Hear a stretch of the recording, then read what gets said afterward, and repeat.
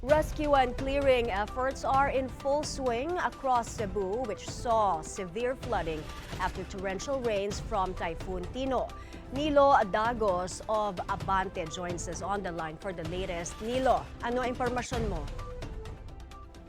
Yes, May. Matapos ang pananalasa ng Bagyong Tino, nagpapatuloy ngayon ang malawakang search, rescue at clearing operation sa iba't ibang bahagi ng Cebu Province. Agad na kumilos ang Cebu Disaster Risk Reduction and Management Office o itong CDRMO matapos medyo humupa ang bagyo. Fully activated na ang kanilang mga Emergency Operation Center na tumutugon sa mga ulat ng mga stranded na residente, mga baradong kalsada at mga insidenteng dulot ng pagbaha.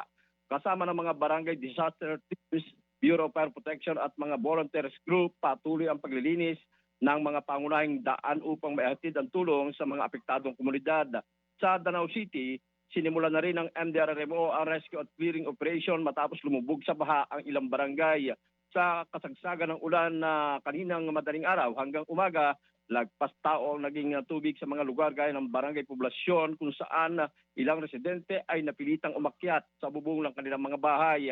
Nagmistulang ilog din ang bahagi ng rotonda ng Kambyuhan dahilan upang magpatuloy ang operasyon ng mga rescuer sa lugar. Samantala sa barangay Bakayan sa Cebu City, ito yung isang subdivision at maging sa Konsolasyon at sa Mandawi, tuloy-tuloy naman ang panawagan kanina ng tulong ng mga residente na natrap sa mga bahay dahil sa lagpas bubong na baha. At sa UN Avenue sa Mandawi City, nagmistulang dagat naman ang kalsada matapos umapaw ang Butuanon River dahilan na hindi madaanan ng bahagi ng isang harapan ng isang mall. Ayon sa Magikay Fire and Rescue, patuloy pa rin ang kanilang operasyon upang mailigtas ang mga residenteng apektado ng pagbaha.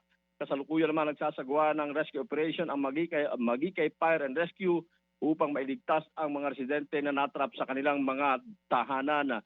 Pinapayuhan din ng mga otoridad ang mga motorista at mga residente na iwasan muna ang pagdaan sa naturang lugar at manatiling alerto habang patuloy ang pag-ulan sa malaking bahagi pa ng lalawigan ng Cebu, kasama na ang Cebu City at ang Mandawi City. Mayo. Reporting from Cebu, thank you. Nilo Dagos, mag-iingat kayo.